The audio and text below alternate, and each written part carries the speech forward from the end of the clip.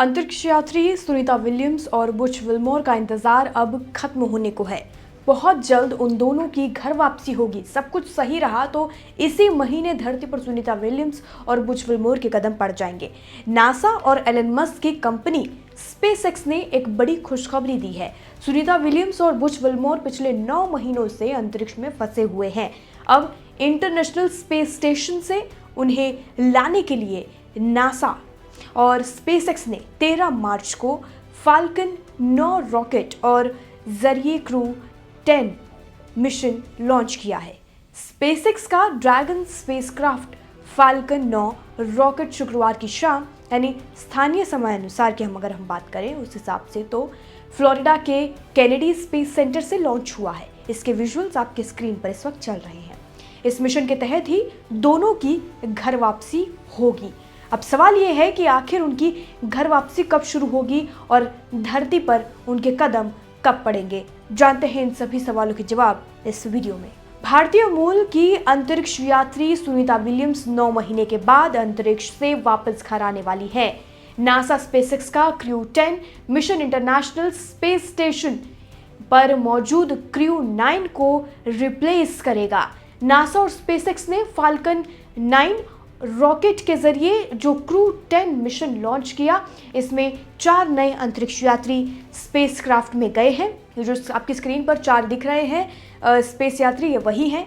ये चारों astronaut Sunita Williams, Butch Wilmore और बाकी 2 की जगह लेंगे।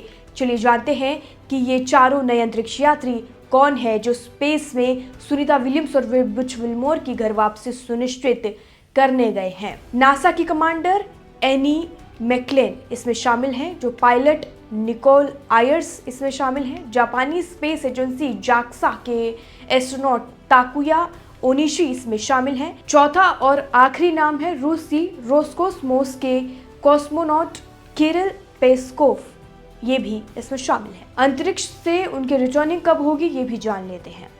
अब सवाल यह है कि स्पेस स्टेशन से सुनीता विलियम्स कब धरती की ओर रवाना होंगी। बताया गया है कि नासा स्पेसएक्स का स्पेसक्राफ्ट 15 मार्च को इंटरनेशनल स्पेस स्टेशन पर पहुंचेगा और डॉक करेगा। इसके बाद ये चारों नए अंतरिक्ष यात्री क्रू 9 का कामकाज संभालेंगे। क्रू 9 के सदस्य 19 मार्च को पृथ्वी के लिए रवाना होंगे।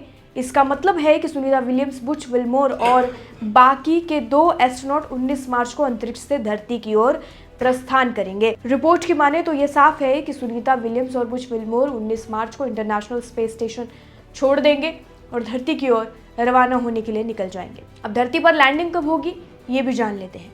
अगर सब कुछ सही रहा तो सुनीता विलियम्स और बुच विल्मोर मार्च में धरती पर लैंड हो जाएंगे।